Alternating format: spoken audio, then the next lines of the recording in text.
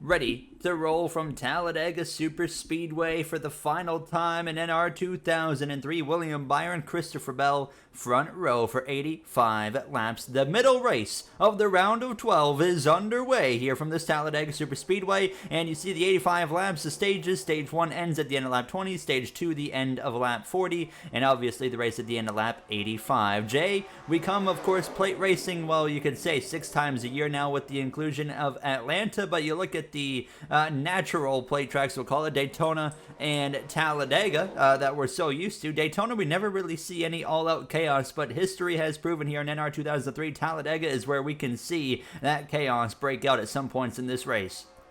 And for our 12 playoff drivers, 11 of them not locked in, Gary, they are really hoping that if there is an incident, they are not involved in it. You see Hamlin already in the middle of 3 wide. Hamlin comes into this race, Gary. He was in by a point beginning last week. After last week's race, though, comes into this race 28 points out. He has the biggest margin to gain out of all these drivers. He needs a pretty good racer in Talladega, Gary. You think he's going to have to be going for the stage points for sure in Stage 1 and Stage 2. You already see maybe some 4 wide brewing here. This is exactly where you got to be careful now. 4 wide is where the chaos just takes off. They get it sorted. They stay 3 wide down into turn number 1. Now, last time it came to Talladega, it was a bit on the tame side. As you can see, Chase Elliott to the point here now as they exit turn 2 and head down this back straightaway. Now, as you can see, McDowell leading on that inside line. So Martin Truex Jr., the first car out right now, 1 point below the cut line. Brad Keselowski 3 points out, who's done a swell job in the playoffs so far, as you continue to see that 24 going backwards. And Jay, we got our first bit of 4 wide action. Oh boy. Yeah, more 4 wide once again, but luckily I think that there's enough separation between them in a very, very precarious situation, and they really need to get every single point possible in the stages between this week and next week. We got problems. Up, it's Logano. Playoff implications already. That caused a stack up on the inside. That's going to cause some separation. Logano into the pits. Last week it was Hamlin with the issues. This week Logano early. He only comes in 14 above the cut line.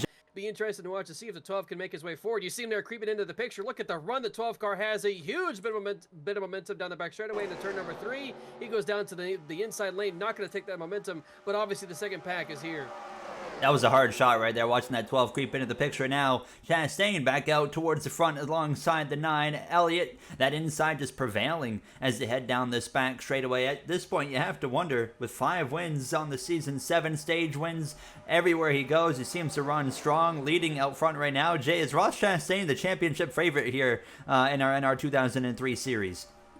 I think it certainly is. He's blocking all 3 lanes well. It's 3 by 3 behind him. Oh, somebody got turned out of the pack. That might have been Eric Jones. I think it was. No, Busch. Kyle Busch, actually. Busch got turned out of the pack. He saves it. No, it's an issue. He is slow big time. He did not get, he just simply pulled left. He pulled left. We saw this. What race was it recently where we saw Kyle Busch have issues? I can't remember. Reliability issues. And Jay, I mean, that's the thing. In the playoffs, you cannot afford to have reliability issues, which are so rare these days, especially with the big cup teams. But unfortunately, 2 of them are going to get hit today with them. Blaney, I think, is going to be able to easily win this stage. Briscoe makes a move. The 17 goes with Blaney, and Blaney is going to easily win stage number 1 with a massive comeback for him, Gary. 4 points above the cut line. This will help Blaney tremendously. Ryan Blaney, stage 1 winner. 10th place is going to go to Eric Almirola. You got Chase Briscoe now on the inside to the lead. Bowman on the outside of him. Bowman winless, Briscoe winless, of course. Blaney now fading backwards on the top, looking backwards there, disconnected from the group of cars. Looks like the 51 of J.J. Yaley as they continue 3 by 3 down the back straightaway. We hope to see the same thing IRL this weekend, but of course only time will tell. Point possible, and they are trying everything they can to stay at the front of this pack. Oh, somebody's blowing up again. It's Bubba Wallace. Oh my goodness! Yes, another mechanical issue. I don't think we've ever seen this many in a race, and we're only in stage 2. Bubba Wallace to the inside, and yeah, that's now 3 different manufacturers. Pack. There's a gap now between, I think that's that's Chastain and Preece. And Hamlin, for some reason, he's all on his own on the outside lane. Don't know why he'd be doing that, but they got to be doing everything they can to keep themselves connected. They cannot lose connection to this pack, and then being all 3 wide once again is a great opportunity for those guys back there. Not sure if he has the time to go up there and win this stage, but maybe grab a couple of points at least and then look to the final stage to get a good finishing position. Who's slowing up the pack? It's somebody up. McDowell now slowing up the pack. Another one. Created another separation, another issue. He doesn't look like he's blowing up, but he's definitely going to the pit lane for some kind of issue. And once again, Gary, Hamlin is in the second pack and detached from the main pack. That 34, let's see if he's out of the race or not. Wow, another one here in whatever track it is, Talladega. So Bubba Wallace was an ignition issue, and for the third time, it's a piston issue for McDowell, who we were talking about creeping up into the mix. That was a lot further up the grid than some of the other ones, so it really causes some breakup. Elliott Allmendinger, Chastain lead that second group. Jay, that's 4 mechanical issues. They need to be single file, pushing this train up at the front, not being too wide, trying to race. And there they go. They're all over. Even 3 wide again as they all spread across, getting across to the finish line. That's not going to help them at all. 2 laps to go in the state, 3 laps to go. I can't count. 3. I think it's 3 laps. I can't count. I don't know what I'm doing. Get a big run on him. He's going to have to block. If not, Buscher's going to get past easily. He goes up to block the middle lane. The middle lane has a run. The outside lane has a run. Bell goes up there. Buscher goes down to block the inside lane, and not much is going to happen. Buscher's going to easily win stage number 2. Gary Ford swept the first 2 stages in Talladega. Hamlin was close to stage points. He gets P11. We had a game crash between stages, so the positions will look a little bit different, but we're nonetheless back underway with the correct drivers out of the race, and Daniel Suarez for the first time ever gets a lucky dog. That's the only difference here as we lead the way down towards turn 1. So it's 47 laps of racing, a lengthy stage 3. Jay, we do have the potential for green flag pit stops. We've hyped that up several times this season, and then we never end up getting them. But could today be the first time we see that? I think it could be, unless these guys go back to 3 and 4 wide again, and we see that first crash of the day so far. Really surprised with how intense the race has been to this point, Gary. We have not seen a crash. We've seen several drivers have mechanical issues, but nothing close to a crash. We've seen multiple second paths get formed due to those mechanical issues, and that's resulted in some interesting racing, especially with Ryan Blaney coming from that second pack to win stage number 1. But again, still no crash to this point. And there you see Harvick. Third lane to the inside, or first lane, right behind Truex there. Kind of threw a bit of a block on him. Elliott Truex up front here now, with Harvick got help from his teammate of Chase Briscoe. Suarez gets a second chance at life. He's into the mix now. They might already go 4 wide again, Jay. They are 4. Hamlin, who's 4 wide, he gets a second gift here, and he's immediately 4 wide. Now he's back to 3 wide again. Thank goodness for him. He survived that. But at this point, if you're Hamlin, I don't want to say you're hoping to win this race, but that is certainly your goal. You didn't gain the stage points that you wanted in either 2 of the stages to take advantage of those drivers in front of you having issues. But in front of him, Bowman does come up there to help him, and they're 3 wide for the lead as well. Cindric on the inside, Byron in the middle, Buscher with no help on the outside, going to get back in line, but they were 3 wide the entirety of that back straightaway, and Bell still screwed on the outside lane. Gary, the 38 has been involved, and Todd Gilliland right now just cannot find his way in line anywhere without having somebody push him 4 wide. He's close right now with the 42. But they get away with it, at least to the corner. A little bit of contact, maybe with the 62, but still another case of 4 wide, Gary, where absolutely nothing goes on. Usually it's a guaranteed crash. So far in this race, we've gotten away with it, I think, 10 plus times. I mean, look at the contact. That time, though, that was definite contact, and still nothing happens. I mean, all it takes is just a little bit more, and then they can wash up the track, and who knows what happens from that point on. And wash up the track in a 4 wide moment, wrecking a bunch of cars. Someone's blowing up. Somebody's blowing up. 48. I think 48. No, it's the 48 right in the middle of the pack. Gonna get down the track, be clear of it. But look, Gary, the amount of cars that just got slowed up big time.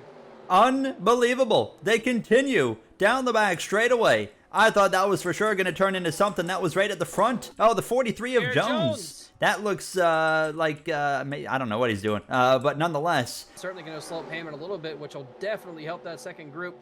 Even slow up Larson a little bit, too. He goes up to block Larson now. Here we go. This is what we came for. 15's going to be in the way. Larson's going to get the short end of that stick. He's all by himself until he gets some help. Maybe Elliott's going to jump up there with Suddenly him. A lot more cars in the picture. Yes, very, very quickly. And Hamlin to the lead. I said he was going to win this race. Going 3 wide as we continue to get ready. He's going all the way up. Oh, hold on. We got pit stops. 14 might be pitting. Pit stops. Pit stops already. 4 or so drivers coming down to the pit lane. And this is an interesting call because they can make it to the end from here, but there's not very many drivers pitting there, Gary. I'm not sure how well those drivers are going to fare pitting together. But look at the separation. Been a big separation up here. Everybody else is coming to the pit lane. Don't see anybody else staying. Oh, there's one spinning. The 16, I think that was of AJ Allmendinger, was spinning there, Gary. Bit of contact. That's the most crashing we've seen today so far. And in many ways, the packs are slowly forming up. They're slowly forming together, but So certainly a weird situation, Gary. Normally we still see, 3 or 4 little packs, not everybody in small, little, tiny bits of 2 cars or so, and they all have to get reformed together again. And the caution is actually going to fly here from Talladega as we are getting reports debris on the track there. We saw that 13 go spinning out of the pit lane back towards the track, and now the debris apparently has found its way onto the circuit. So the caution is going to fly. Tyler Reddick's going to be out in front. We have still 29 cars on the lead lap, with the 31, of course, the lap down, the 15, the 48, the 43 out, and of course the playoff drivers Logano, Kyle Busch, and then McDowell. Here's a look at what happened. Jay called it right. It was a 62. Watch this in the background. The 31 hits the 54, and then the 62 just pile drives Haley, turns him around on the pit entry. It's going to be 12 laps to go from Talladega. A couple cars just jump out to the outside. Blaney and Byron included. Jay, that outside gets a great launch. Chase Elliott is going to take over the lead down into turn 1. I don't know. I think it's more concerning now than it was earlier in the race to be shuffled to the back. That's a good point. And you see Larson moving forward. He's got help from Almirola. 9 to go in Talladega, and they continue to be, a little bit of that 3-wide action now up here towards the front, but still very, very calm and spread out, as Jay mentioned. Only lucky dog of the year from a game crash, Byron, out in front here in that 24 car, looking for win number 2 on the season. Could he pull it off, or Jay, could Austin Cindric, the Talladega Spring winner, pull it off again? Yeah, if they go 3 wide down the back straightaway and fan out like they usually do, they're going to catch him down the back. The 24 is getting closer, almost on him. They fan out a little bit in the back up towards the front. You can see they're checking up big time checkup. The outside lane coming with a huge run. Byron gets by him. 45 of Reddick goes to the inside. He gets by him as well. Most of the pack on the inside is going to be able to get by. The outside gets held up. Everybody is at least clean so far, but he is still holding up now 2 lanes pretty massively. Hamlin's in the lane of the 62. That is unfortunate for him. They continue down this run straightaway. There's always got to be something to ruin it. The 62 pile drove the 31, turned him around, and of course that's put us in this situation there. Hamlin's trying to get down to the inside out of desperation, knowing what's at stake in these closing laps, but he continues to find himself in the same lane of the 62 instead as they go down to turn 1. Jay, anybody back here just had their races ruined? No, Hamlin just cannot get out of this lane. This is not the first time we've seen him get absolutely screwed over by one of these things. My favorite thing he's still back there is when we have a car like this. And he's still behind him. And it still ruins Hamlin's race. That's all for Joe Gibbs. Problems. Blowing up in the middle of the pack. It's Tyler Reddick, who was just going for the lead. In fact, was leading. Blows up right in front of the pack. That's going to bring out a caution, and that's going to force overtime. Reddick blowing up right on the front of the 42. We're ready to roll. It's NASCAR overtime. Jay, the last restart, we saw the outside prevail. Byron, do you think he can do that again right here? I think he certainly could. He gets a pretty good launch, and the inside lane already has Brad Keselowski jumping out of it, so that's not going to help either. And Byron gets a really good jump out to the lead. Wow. And the 10 also gets a pretty good jump as well. So Cindric left with no help. They go 3 wide immediately back there behind him as well for 4th place. So that's not going to help any momentum on the inside lane or the outside lane either. Byron out to a massive lead all by himself. Interesting to see which line gets the momentum first. And there you see Cindric, 2nd place. It's going to take a whole lap really for any energy to build. So it's almost like they get a 1-lap dash almost to really do anything. But Jay, the lead the 24 has, it's going to be hard to dethrone that 24. Yeah, it's going to be hard to find out which driver is going to be able to time this right as well. Cindric right now has the best chance to do that. Maybe Keselowski as well. It's still going to be all about timing on the inside lane, because you have to think, if you're Byron, probably still going to go to the outside because there's nobody to your outside. And that he does. He goes to the outside down the front straightaway. And now let's see if the inside can get any momentum at all to come up to the outside lane. They don't. It's still the top 3 single file right now. And then it's a hornet's nest back there. You can see everybody. White flag, Gary. 3 wide behind him. Up at the front, single file. Oh, Cindric, I thought was about to make the move. Keselowski 3rd. His playoff drivers 1, 2, 3, all looking for their ticket into the round of 8. Cindric, fell off hard, but he scraped through into the round of 12, and now he's got an opportunity to advance right here with a win. In the background, you see, of course, all the action playing out, but it's not going to be enough to get them into the mix. And Jay, Byron in control down the back straightaway. The 2 not even looking for a move. Just not enough momentum from anybody except for Keselowski. Keselowski goes for it, goes to the inside, gets not Gregson. That is the 42 of whoever Hocevar this weekend, I believe. Anyways, off of turn 4, Keselowski goes with a Byron. They go to the high side, 3 wide there for 3rd place, and no momentum at all. Byron is going to be able to easily win here in Talladega, lock himself into the round of 8. Byron wins at Talladega. William Byron, second win of the season, into the round of 8 here in that Raptor machine. And wow, Denny Hamlin, the big story there. He managed to climb back to 11th after being at the back. But obviously, the question is, will that be enough? And yeah, the answer should be absolutely not. He's going to have to go into the Roval with his back against wall. Look at winning that race.